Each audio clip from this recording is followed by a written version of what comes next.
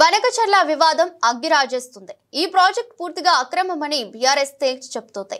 బనకచర్ల వల్ల తెలంగాణకు ముప్పు తప్పదని మాజీ సీఎం కేసీఆర్ అప్పట్లోనే గుర్తించారని పార్టీ నేతలు స్పష్టం చేస్తున్నాయి.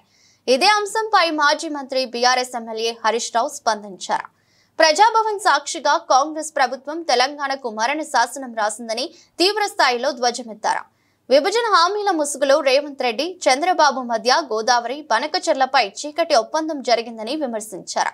2024 జూలైలో ప్రజాభవన్ కు ఏపీ సీఎం చంద్రబాబును రేవంత్ రెడ్డి ఆహ్వానించేలా చేశారని హరీష్ రావు ఫైర్ అయ్యారు.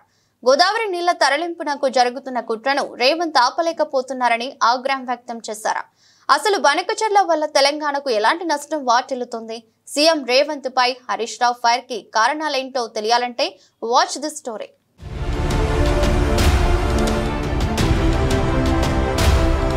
బనకచర్ల ఈ పేరు వినగానే అధికార పక్షం, ప్రతిపక్ష నేతలు అగ్గి రాజేసుకుంటున్నారు.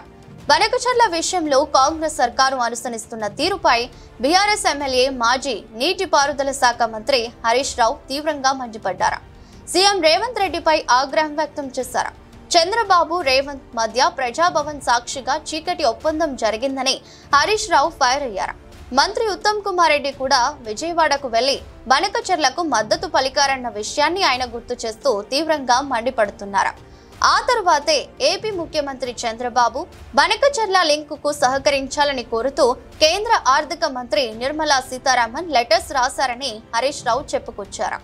తెలంగాణ నీళ్లను తరలించుకుపోయే కుట్ర జరుగుతుంటే రేవంత్ రెడ్డి, ఉత్తమ్ కుమార్ రెడ్డి తమకేం పట్టదన్నట్టు నటిస్తున్నారని విమర్శించారు.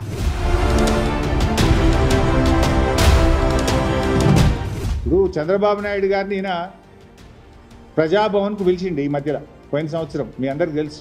జూలై 6, 2024 జూలై 6, 2024 నాడు రెండు రాష్ట్రాల మధ్య సమస్యలు పరిష్కరించుకుందామని ప్రజాభవన్కు చంద్రబాబు నాయుడు గారిని ఆహ్వానించాడు.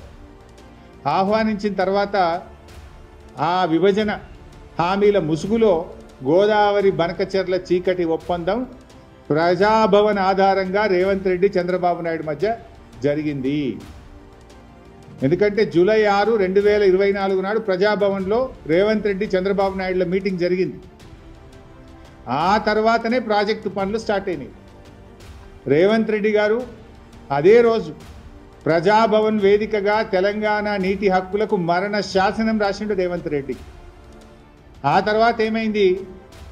జూలై 6, 2024 రేవంత్, చంద్రబాబు కలిసింది. సెప్టెంబర్ 13, 2024 ఉత్తమ్ కుమార్ రెడ్డి గారు సతీ సమేతంగా బెజవాడకు పోయి బజ్జీలు తినొచ్చిండు. అక్కడ సైలెంట్ అయిపోయింది. ఇక బెజవాడ బజ్జీలు తిని బెజవాడకు పోయి చంద్రబాబు నాయుడు సతీ సమేతంగా కలిసి గోదావరి బనకచర్లకు ఉత్తమ్ కుమార్ రెడ్డి కూడా పచ్చ జెండా ఊపిండు.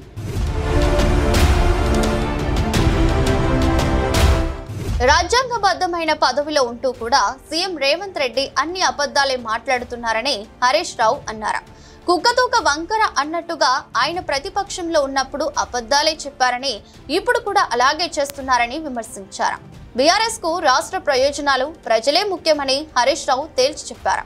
చిల్లర చిచోర రాజకీయాలు మానుకోవాలని ఈ సందర్భంగా రేవంత్ రెడ్డికి సూచించారు. సీఎం పదవి ఈ రోజు ఉంటుంది, రేపు పోతుంది, కానీ తెలంగాణకు ద్రోహం చేయొద్దన్నారు. కేసీఆర్ గారు మొన్ననే చెప్పిండు, వరంగల్ మీటింగ్లో చెప్పిండు, కానీ లక్షల మంది నువ్వు 5 ఏళ్ళు ఉండాలి నాయన, నేనేమనం 5 ఏళ్ళు నువ్వే ఉండాలి, కానీ మంచిగా చెయ్యి, ఇదేంది చిల్లర వ్యవహారము. చరిత్రలో ఇప్పటికే ఒక తెలంగాణ ద్రోహిగా నీకు చరిత్ర పుటలో ఎక్కినవు, దాన్ని ఎవడు చెరపలేడు, మరపలేడుగా. అది నువ్వు తెలంగాణ తల్లిని మార్చినా, నువ్వు ఏం చేసినా తెలంగాణ ద్రోహి లిస్ట్లో ఫస్ట్ పేరు నీదే ఉంటుంది. అది కానీ ఎవరు nobody can change that. But రాష్ట్ర ద్రోహిగా మిగలకు, నీళ్లలో తెలంగాణకు అన్యాయం చెయ్యకు, ఒక స్టేట్స్మెన్గా మిగిలిపో, నిజంగా నిజాయితీగా పనిచేయి. ఈ చిల్లర రాజకీయాలు, చిల్లర మాటలు, గోబల్సు, కుక్కతోక వంకర అన్నట్టు అబద్ధాలు మాట్లాడు బంద్ చేసి నిజాయితీగా మాట్లాడు, మేము కూడా సహకరిస్తాం.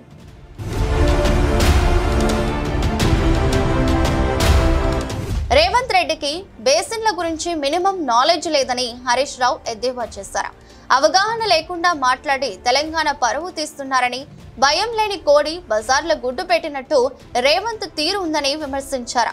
ఒకప్పుడు చంద్రబాబు కోసం బ్యాగులు మోసి బ్యాగ్ మ్యాన్ గా ఆయన పేరు తెచ్చుకున్నాడని హరీష్ రావు ఎద్దేవా చేశారు. ఇప్పుడు నిజాలు మాట్లాడకుండా బొంక మ్యాన్ గా మారిపోయాడని అన్నారు. తన స్కూల్ బీజేపీ, కాలేజీ టీడీపీ, కానీ జాబ్ చేస్తున్నది మాత్రం కాంగ్రెస్ లో అని రేవంత్ చెప్పిన మాటలను హరీష్ రావు గుర్తు చేశారు. టెక్నికల్ గా కాంగ్రెస్ సీఎం అయినప్పటికీ ఆయన హృదయం ఇంకా టీడీపీలోనే ఉందని తెలిపారు.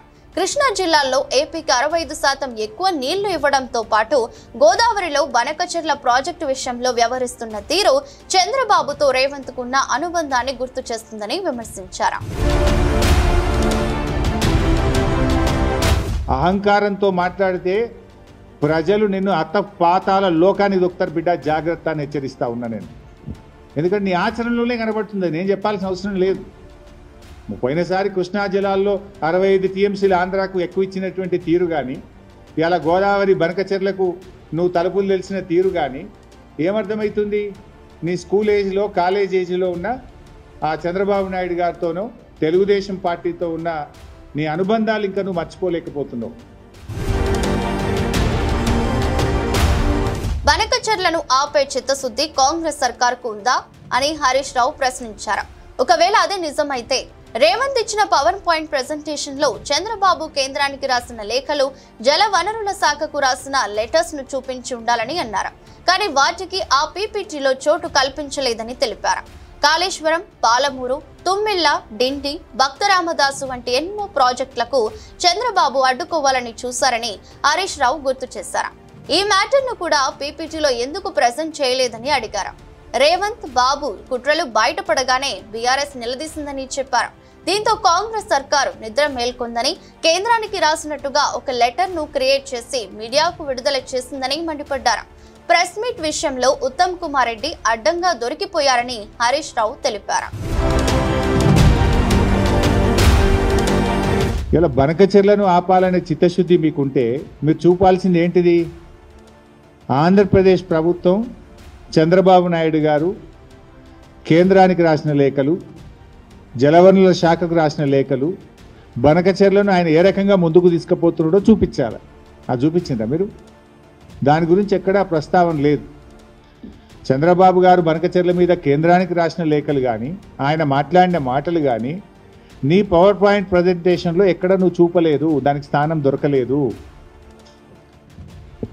ఇప్పుడు కాళేశ్వరం ప్రాజెక్టును అడ్డుకున్నాడు చంద్రబాబు నాయుడు, పాలమూరు ఎత్తిపోతల పథకాన్ని, దిండి ఎత్తిపోతల పథకాన్ని, తుమ్మిళ్ళ లిఫ్టును, భక్తరామదాస్ లిఫ్టును, ఎన్నో తెలంగాణ ప్రాజెక్టులను నేను అడ్డుకున్నాడు.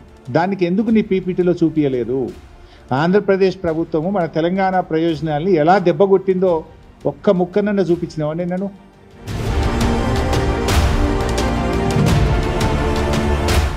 సీఎం రేవంత్ రెడ్డి అధికారిక హోదాలో ప్రగతి భవన్ లో పవర్ పాయింట్ ప్రెజెంటేషన్ ఇచ్చారని హరీష్ రావు అన్నారు. అది అఫీషియల్ అయినప్పుడు మిగతా పార్టీల ప్రతినిధులను ఎందుకు పిలవలేదని ప్రశ్నించారు. ఆ పీపీటీ హైదరాబాద్ లో ప్రెజెంట్ చేసినట్టుగా లేదని, అమరావతిలో ఇచ్చినట్టుగా ఉందని ఎద్దేవా చేశారు. చంద్రబాబు దాన్ని తయారు చేయించి పంపించాడేమోనని హరీష్ రావు అనుమానం వ్యక్తం చేశారు.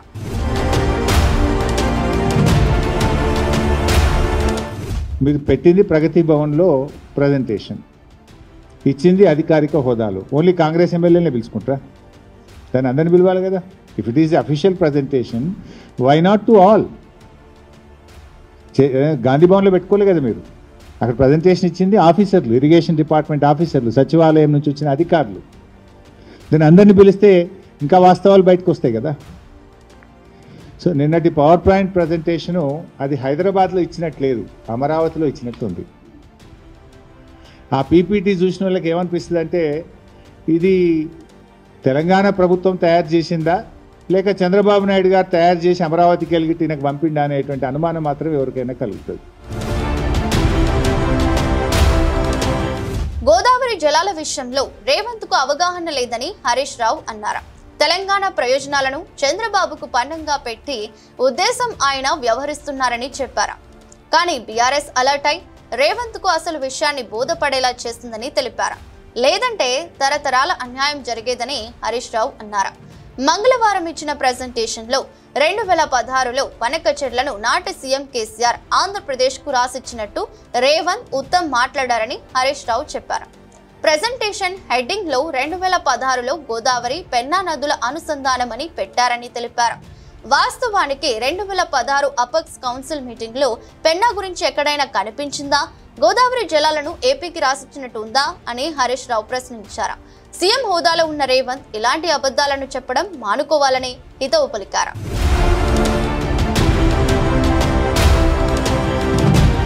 బనకచర్లపై హరీష్ రావు స్పందన ఏంటో చూశారు కదా. ఇలాంటి మరిన్ని ఆసక్తికర అంశాల కోసం మా ఛానల్ ను వీక్షించండి. అలాగే సబ్స్క్రైబ్ చేసుకోవడం మర్చిపోకండి.